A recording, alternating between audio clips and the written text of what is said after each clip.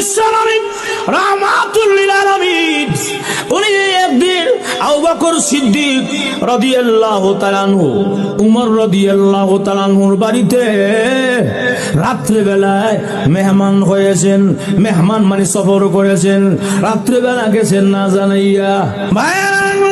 আল্লাহর নবী বিশ্ব নবী রাহমাতুল লিল আলামিন রাত্রে গভীরে নির্জনে একা একা হাঁটতে হাঁটতে সর্বপ্রথম গেলে হযরতে উমর ফারুক রাদিয়াল্লাহু আনহুর বাড়িতে।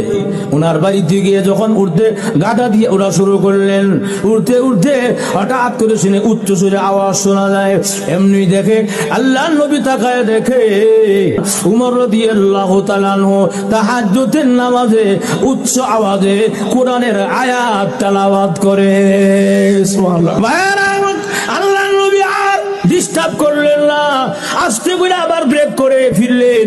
এবার যাবেন আল্লাহর নবী হযরত আবু বকর সিদ্দিকের বাড়িতে, শ্বশুর বাড়িতে।